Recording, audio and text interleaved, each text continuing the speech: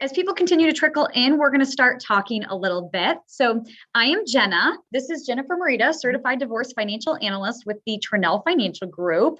You have actually been in the industry though for over 20 years, correct? Yes, I have. Okay. Yeah. As well. With Tranel for almost 3 years now. Yes. Very exciting. Jennifer is a financial advisor and also a certified divorce financial analyst, meaning that she has all of her designations to be a financial advisor and then more accreditations on top of that to be a certified divorce financial analyst, and essentially ongoing continuing ed for that as well. To that. So welcome to our live Q&A with the certified divorce financial analyst, CDFA is what we'll call it moving forward. And really, we just wanted to open this up. We've had a lot of questions year to date. Jennifer has been really working with a lot of different types of people throughout the year.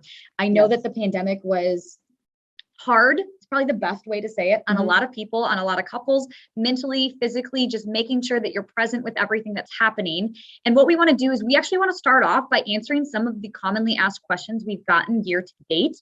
And what's funny is the questions we've gotten this year are a little bit different than the questions we received in 2020. So these are a little bit more up to date. People are a little bit more engaged and I think are looking more futuristic to this because the pandemic's not over, right? No. The pandemic is definitely not over and we're still continuing to see a lot of the side effects. So what we're going to do is we actually have a list of some questions, and then I actually would like you guys to participate as well. If you guys have the question, someone else probably has the question too. So we're actually going to start this off on here. One of the biggest questions that we specifically got this year is, what is a certified divorce financial analyst and how do we work together? So I want you to start off. Okay, this is literally was a question from one of the lawyer referrals that you had. Can you explain to us what a certified divorce financial analyst is? Sure. Okay. So a certified divorce financial analyst is someone who is well trained and versed in every aspect of divorce and the finances around divorce. Okay. Because when you have assets together, then all of a sudden you've built those assets together. Maybe some were before marriage. Now they're at, during marriage. What does it look like after marriage? So that's not the same as when you're staying together and you're going to go into retirement. That is planning as well. But when you have to take those assets that you have put together and now break them apart and each live separately, that's where a certified divorce financial analyst comes in. Okay. So a lawyer can separate out the assets and say, this is what's going to, fly by the courts and this is it. Here you go. What do you know you're saying yes or no to? Right. I've been through a divorce myself and I was in finance for about 10, 12 years at the time, going through it myself and having all those emotions around it. I was like, well, I'm a strong, independent person. I don't need this. I don't care. I want to get this over with. We all have these emotions of either wanting to get it over with, not making the right decisions because your life is changing. And now you have to make decisions that you're asked to make them that moment, but that moment lasts for 1 year, 2 years, 18 years later. How do you know what you're saying yes to and what those options are? And sometimes you're afraid to go back to the lawyer and say, hey, what if I do this? Because you're thinking, well, this is it anyway. I don't really want to pay $350 an hour and have them give me my options. So I'm just going to roll with this. And then after the papers are signed, when you really can't go back and change anything, you say, well, I didn't understand that it was going to impact me that way. I hear so many times when I tell people what I do, they're like, I wish I had you during my divorce. Or I just didn't understand. As being a financial advisor, I heard so many times, I didn't understand this. I didn't understand that in 3 years, I don't know how I'm going to make, a living or paycheck to paycheck. Absolutely. I understand the tax consequence of taking this asset over this asset. So you work directly with the lawyer then? I work with the lawyer and I work with the client, depending on the situation. Sometimes I work with both, but mainly I work with the client. Okay. And the cool thing about that is because when your divorce is final, then I'm there afterwards where everyone else has kind of done their part. Their part's over. Hopefully you don't have to go back to a lawyer, but their part's over. And now we get to plan going forward. And I know the situation and I know how to say, okay, this is the timeline we need to set up. And I understand what happened before. So I'm kind of there partnering with you for your new life into the future. And that really has been so beneficial for our clients. Absolutely. So that's what I do. I just help look at and understand the assets, how they can be divided, really give creative options, which we can go through of, okay, so this is a situation. Let's look at A, B, and see what's best for your life and your situation, and really have that space and that time to make the right decision for you and have the control, because you're going to negotiate. And when you have the information, you're in the driver's seat for those negotiations, and the other person may not be. So what's the difference then between you and a mediator? So a mediator can be used for a lot of reasons, but a mediator really is there for, you have, so a financial mediator, let's kind of go apples to apples, right? So a financial mediator is going to be there. Maybe you're not getting my 401k and I'm not paying this much maintenance, or I'm not doing this, or you both want the house, right? So a mediator is going to be there to try to guide through that. Okay, it's not to the point where you're fighting and you're just wanting to hurt the other person, or it does get like that sometimes, where you then need a lawyer. It's like, okay, we're really here and here. We need to come here, and we need somebody to bridge that gap of understanding. We're working with both people to come out with the best option. So that really is kind of going back and forth and understanding, like, okay, I'm not just getting the financial guidance. I really need to, we're a little bit far apart on some things, and we need to make that decision. Is that where your creative edge comes in, though, to bridge those gaps? Yeah, it can. I mean, the lines are really kind of close. I'm not trained to be a mediator. Okay. And if there is, it's not fighting, it's more of, you're just confrontation, far apart. Yeah. When they work with me, they're saying, I work with couples as well that want to get divorced and they want to do it amicably. Okay. But mine is, they really want to do it amicably, to say, here's our assets. How do we divide them? I'm going to go with what you say. And we really want to work together to get through this. It's hard. It's difficult, but we understand and we agree. We want everything to be fair. And that's where I can come in, because we're not far apart. We just need to know what is the actual asset separation. Okay. That makes sense. That is clear. That does absolutely make sense. So I'm going to allow you guys to submit some questions at this point in time. So if you guys do have a question, please submit that to us. But we do have someone who messaged us in privately. I appreciate that. What is the question? So can you work with my family lawyer? Yes, I can work with any lawyer. Okay. So if your family, well, what do you mean by family lawyer? So you get to choose what lawyer you want to pick. Okay. But you want to make sure that they are versed on divorce and family law. So a family lawyer, I just want to make sure it's not a real estate lawyer. It's somebody that really wants to work and understands the family law and the family law court and the judges around the family law court. So, but yes, I work with them. I can give them the information and just try to make the process as efficient and smooth as possible. Okay. And just a less cost, right? If I can give you some information and we have the planning fee and I can give you that information and you don't have to go back and forth, email back and forth with lawyers, that's going to save you a lot of money. Absolutely. Absolutely. But yes, lawyers, I have great relationship with lawyers because they like when their client is informed. You know, a good lawyer wants their client to have a team. If that doesn't happen, that might be a red flag. Really? Yeah. Yeah. I've seen it where it's like, oh, I can do that. So I can do that. And it's like, you want a team because that person has to be whole and know how to move forward. Financial advisor is so important in that team. Okay. Do you have a team then too? I have multiple options because I believe people have different situations and different personalities. Yeah. So doing this for so many years, I have a lot of options of a team. So I can say, hey, this person would be great with this kind of mortgage refinance or this situation with your income. This realtor would be great with this situation in this area, right? McHenry County, Lake County, just depending. I am able to have that diverse group of people to refer to. Also CPAs and other family law attorneys. So yes, I have a great group that I know works well with clients because their reputation and my reputation are going to go together. Correct. They're commingled. Absolutely. Yep. Okay. So we have a question that came in. I was reading about marital assets. Can you explain more? Absolutely. Jennifer is well versed in that. So that live. That's really the first thing I do is gather the person's financial situation and their assets. So they send me their checking, saving statements, retirement statements, pension plans, their mortgage, and then looking at the valuation, I kind of get an estimate if there's an appraised value that's needed.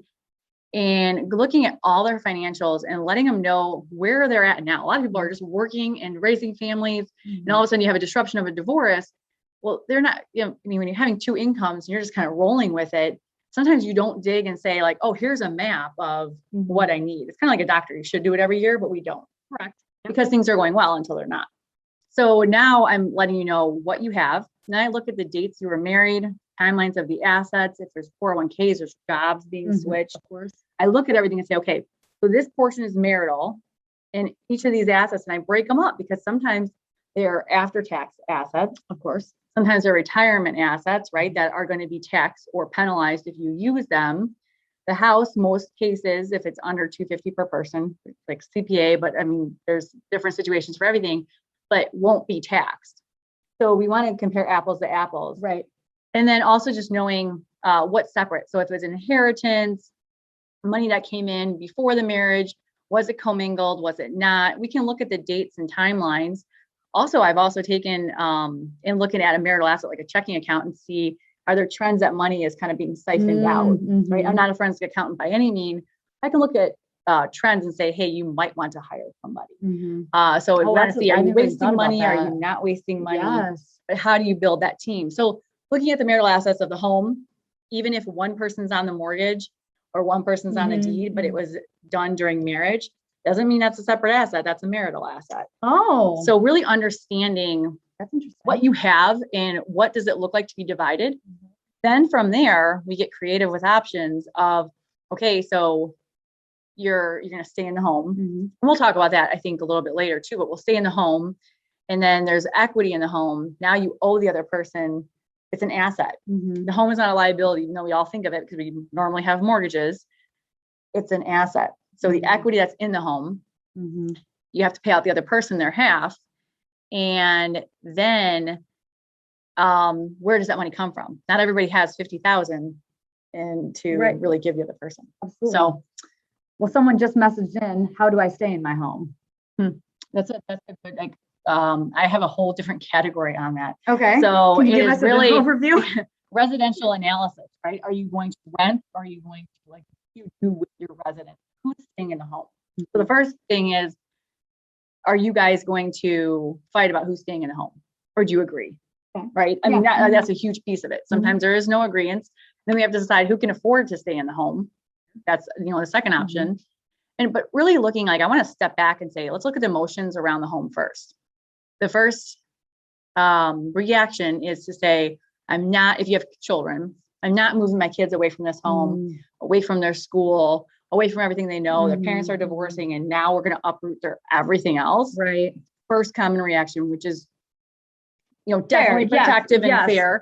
But we want to look at the situation because sometimes you can rent in the same area or you can buy in the same area.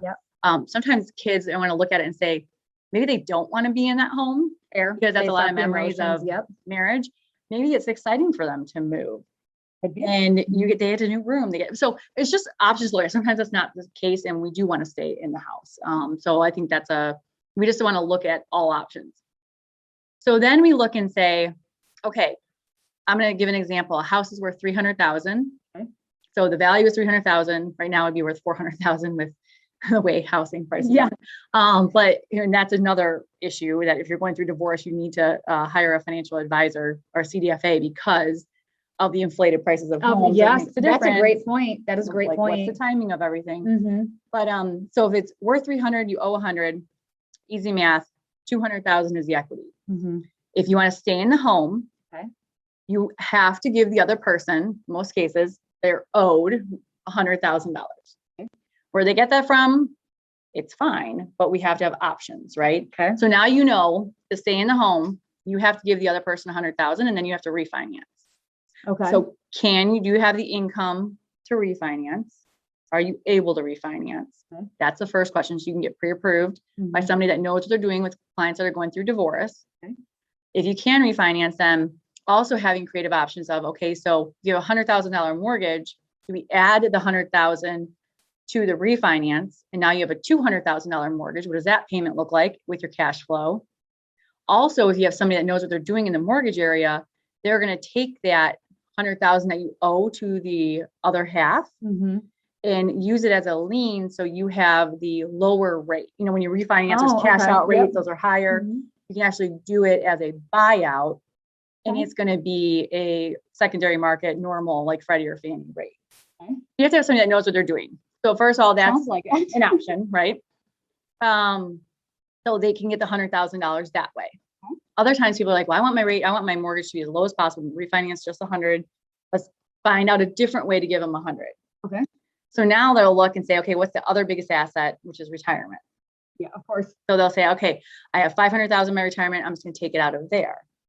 So now you can move that, transfer it over with a quadro or with a, the divorce decree to that person's IRA. But if they need, and without any taxation, but if they need money now to live, they need that 100,000 to live on now, not at retirement. Say you're 40 years old, you're not at retirement age, and they need it to purchase a down payment on a house, or they need it for expenses. They're going to have to pay taxes on that 100,000, or you're going to have to pay taxes on the 100,000 if it's, if the situation, right, absolutely, yeah. So now you're not comparing apples to apples, right? So now you're taking 30% away for taxes or 20% away for taxes. You have to adjust that somewhere. So you can get creative, but you also have to be fair and understand that one is taxed and one isn't. One may be penalized, one isn't. You have to take that into consideration when you're looking up settlement agreements and, finding out settlement options. So I don't know if I explained that well for everybody, but just knowing that, yes, you can stay in the home, but you need to analyze, can you afford it? Does it fit in your cash flow? And how do you pay out the equity that you owe to the other person if you stay in the home? Okay. I hope that if you have further questions, please feel free to chat us in again based off that information. Exactly. And I love it, even if they reach out to me afterwards, I can give a high level overview of, a situation to help out. Okay, so here's another question. Regarding Social Security benefits, would I receive half of my husband's? We'll answer that live. I love this because you hear about it all the time. Or I had another case where somebody said, well, I don't want her getting my Social Security. And I said, okay, well, you don't have a choice in that matter. Okay. And this is the case. Okay. Yeah. I mean, because it has nothing to do with the other person. And so I'll explain why I'm saying that. So if you're married for 10 years or more and you've put into Social Security and you're going to have Social Security benefits, then, so if that husband had the Social Security benefits, and let's say it's $3,000 a month. Okay. If you were married for 10 years and then you got divorced and the wife did not remarry. Okay. So the wife did not remarry. That's one of the keys. So married for 10 years, and the other person does not remarry, they are entitled to half of the Social Security benefit of the other spouse. Either yours or half of theirs, whichever is greater, of course. But you're entitled to that. That doesn't take half away. He still gets his $3,000. So when they say, well, I don't want her to get half of it, they don't even need to know that you're getting that Social Security. You go in with your marriage certificate, your divorce decree, you're not remarried. You say, okay, I need Social Security benefits. Is half of my ex-husband's higher or is my benefit higher? Okay. And you get whichever one is higher. Okay. So but it does not come off of the other person. They don't even know that happened, or they shouldn't know. But some people are saying, hey, make sure she doesn't get us in that. People get advice and they like to throw things out. I like to give facts. And the fact is, yes, in retirement, we plan for retirement saying, okay, if you don't remarry, you get half of your ex-husband's or half of your ex-wife's Social Security. What does that look like? And we plan for your income flow in retirement, because a lot of people are getting retired now in their late 50s and 60s, or even at retirement. We have to plan for that. Absolutely. And so that's one of the questions that comes up quite a bit. Okay. So let's look to see. So I'm a stay-at-home mom. How do I stay protected? That's a good question. And I have a lot of stay-at-home moms. I actually have a lot of stay-at-home dads. So yeah, I know. So I love that.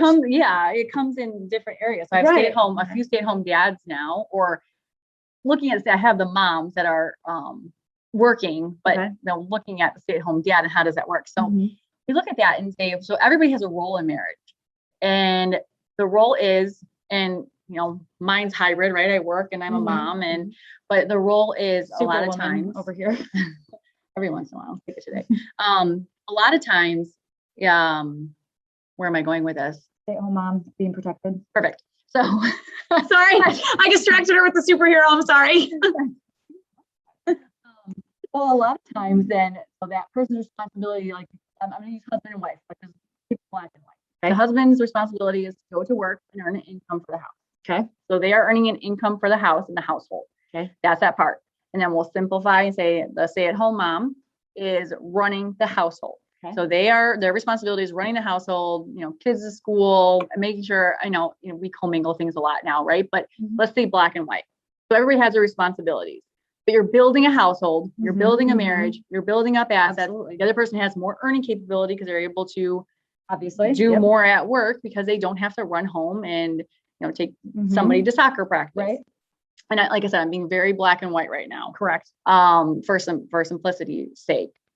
So now when a divorce happens, that 401k that the husband's paycheck was going, or earnings was going into is household earnings, is marital earnings. That paycheck is marital earnings.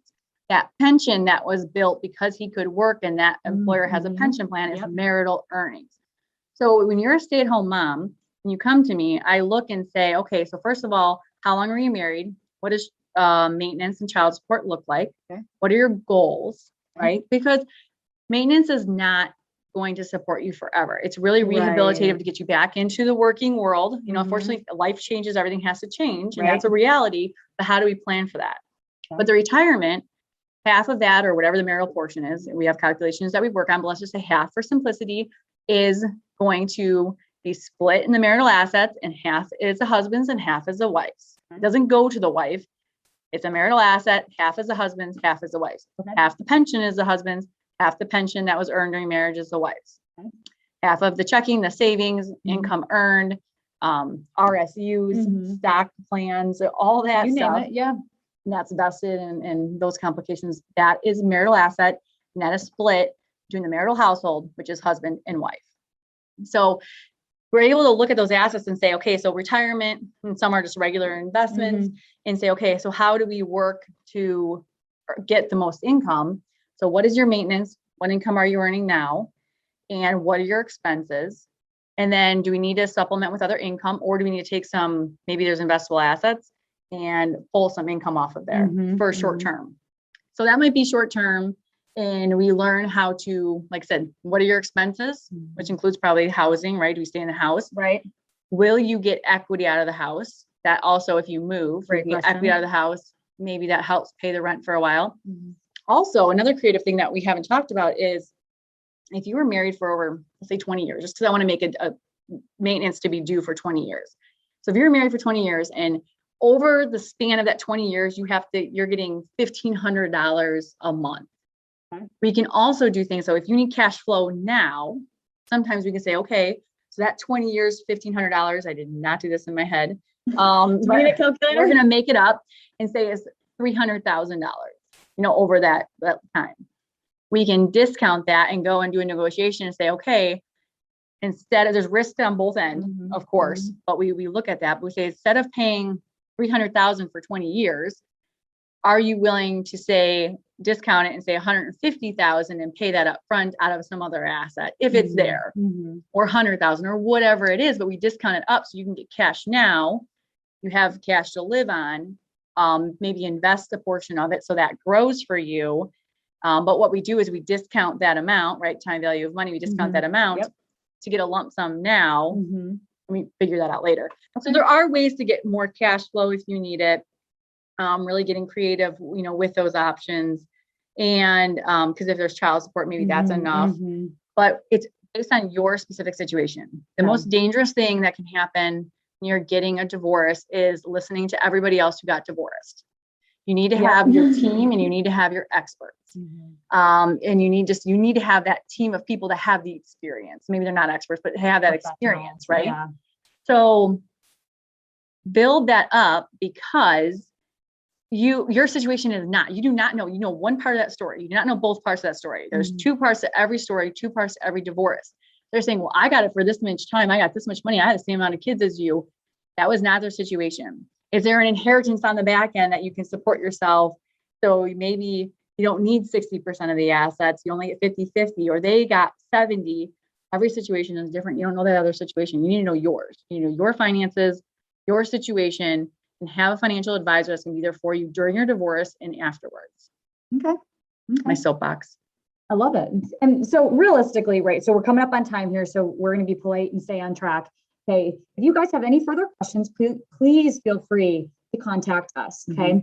You can respond back to my email that I'm going to send out after this, and you can ask for anything any questions, anything generically. Jennifer is a direct resource to a lot of our lawyer and referral sources that we have in Lake County and also Cook County as well, McHenry County. So Jennifer is great at being knowledgeable to everyone. So even if you're not directly working with us, you can still ask us a couple of questions. We're more than happy to share that professionalism with you. Okay. The best way to reach us is 847-680-9050 and ask for Jennifer. She'll be obviously there when she's needed. If you have any further questions, please feel free to reach out. But thank you so much for sharing all of that today. One of the biggest words that I picked up on this was the creative aspect of it. And I know that that's a different word than what you would probably associate with divorce, but I think it's a powerful word that can be utilized. Your divorce is different than everyone else's, as Jennifer said. So let's make sure that yours is the most creative and most impactful for you long term. I apologize, I didn't do that in front of you. Long term, so that way you are protected and that you have the best, most successful outcome. And that's why Jennifer can work with you. Exactly. It sounds good. Thank you guys. I hope you have a great day. And again, we're here to be a resource to you.